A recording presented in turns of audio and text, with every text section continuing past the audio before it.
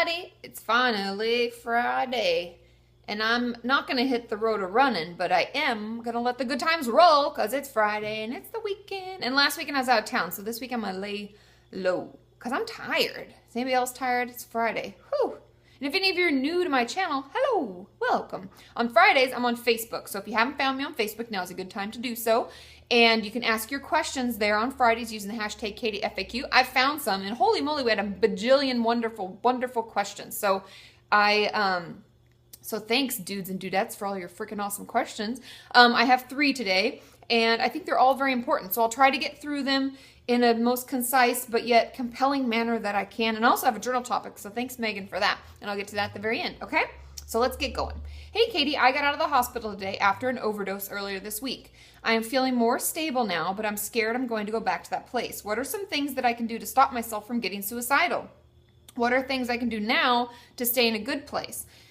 And I picked this question because I know a lot of you struggle with suicidal thoughts and suicidal ideation, like the idea of committing suicide, and it can be really hard. And when we feel better and we finally come out of it, we think, how can I hold on to this and like keep it? Because no one wants to feel suicidal. It's like the pain is overwhelming. It can be like mind numbing or blinding almost. We just can't feel like we can get out of it.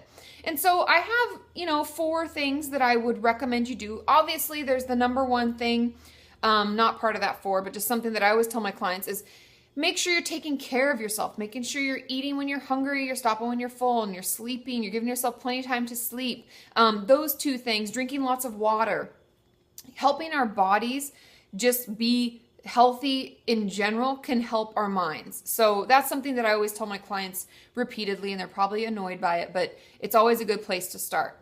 Now, the first thing on my suicide prevention, I have a video on suicide prevention. If any of you want more information on it, you can check that out. But just some rough guidelines about what I tell my patients. The number one thing is don't do anything right now.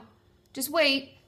I know it's hard, but maybe call someone, maybe get out of the house, maybe do anything, maybe play with an animal, go to the pet shop. I don't care what you do. Go get coffee, anything.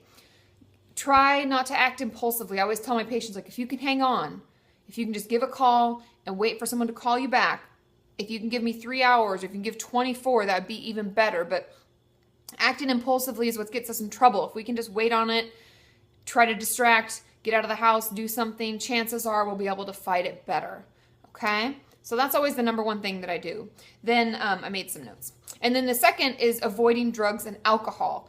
That can make us act really impulsive. We always know there's that quote, what soberness conceals, drunkenness reveals. And oftentimes our inhibitions go down, or any wise mind we could have had is, taken away, and we act really impulsively, and that can be really dangerous. Now, the third thing is getting rid of anything you could potentially harm yourself with. I do this with my clients all the time if they struggle with self-harm, not even suicidality.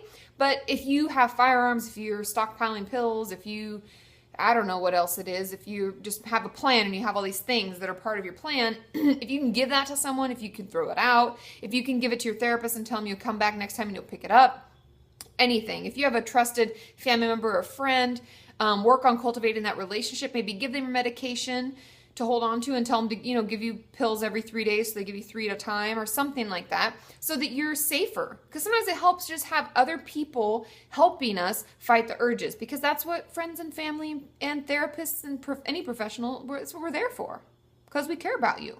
Okay?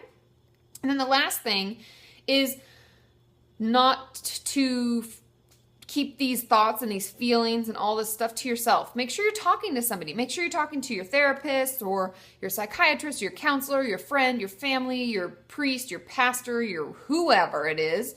Make sure you're talking to them. Get it off your chest.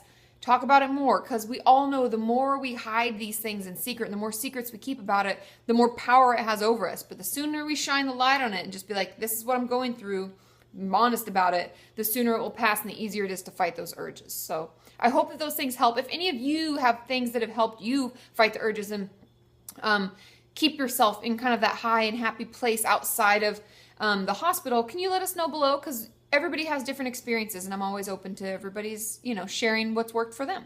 Okay, question number 2. Hey, Katie, do you think diagnosis is important? I've seen a couple of doctors and psychologists about my anxiety issues and eating disorder. The psychologist I was seeing as well as the doctors all said that at some point I have had an eating disorder, but they didn't specify. I think it's likely that I have GAD and EDNOS, generalized anxiety disorder and eating disorder not otherwise specified, and depression, but I've never been officially diagnosed with anything. I don't really understand why, and I find it frustrating and invalidating when I try to see someone new and explain what my issues are, because I feel like at first they don't take me seriously. And that can be hard because we feel like we don't have a label to say like, well, this is really hard for me because I have generalized anxiety disorder, or I have, panic attacks, or I have bulimia or anorexia or whatever. We almost feel like we have to utilize all of our symptoms and prove to each different person why we're having a hard time. And I think that's what this person is kind of expressing. And if that is something that bugs you, if you feel invalidated, or if you feel like your issues aren't significant enough because you don't have a diagnosis, that I would encourage you to have a serious conversation with your clinician, whether it's a therapist, a counselor, a psychologist, a psychiatrist, whoever, and express this to them. Because for some people, diagnoses aren't important because they don't really want to have the label. I have a lot of clients who don't like the label. And then I have other clients who want to know the label like the second that they see me. And when I say I'm going to have to see you a few times before I properly diagnose you, they can be kind of frustrated. But it's okay to ask. It's perfectly fine. It's not something that I would find offensive or rude, or it's nothing that you need to worry about asking for. I would ask them for it and tell them why. I would say, oftentimes I'm trying to talk to people in my life to help explain what I'm going through, and I just struggle with the proper words, and to have a diagnosis would really help me with that. I think they would oblige and give you the diagnosis, or at least open to a conversation about it and around why you want it. And it's your diagnosis. You can always ask for your records anyway, and your diagnosis is going to be on there, so they're going to tell you, okay? Question number 3. Hey, Katie, I hope I'm not too late. You're not. I got it. How am I supposed to figure out who I am? That's a really good question. I'm recovering from an eating disorder, and I used anorexia to create my identity because I was afraid of living without one. Now that I'm not using my eating disorder behaviors anymore, and I'm starting university in October, I still feel lost. I can't be confident being myself if I don't have an identity. I thought this was a great question. A lot of us struggle with, who the hell are we and what are we doing here?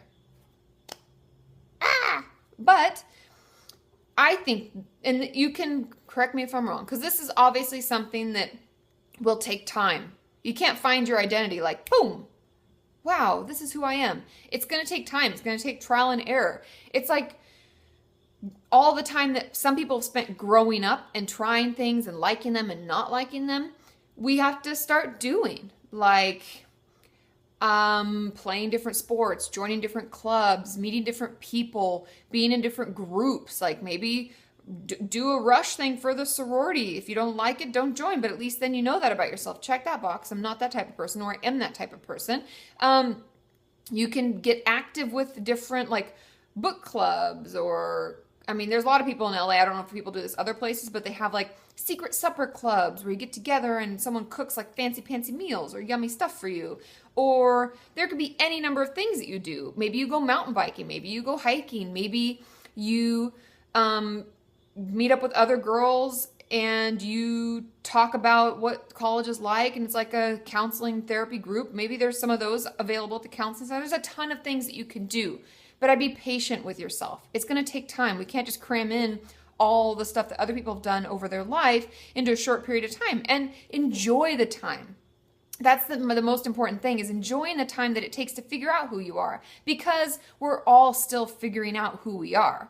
I'm still figuring out who I am. Every day I learn more things about myself and about the people around me, and why I like certain people and don't like others, and why I like certain activities and don't like others, and enjoy the process. You're a wonderful person. You're very unique, and you're uniquely you, and we need to figure out exactly what that means to you. And it can change. So try new things, get out there, meet new people, be open to life's experiences, and don't forget to journal, because that's also a wonderful thing and a wonderful insight into who we are and how our brain works. Okay?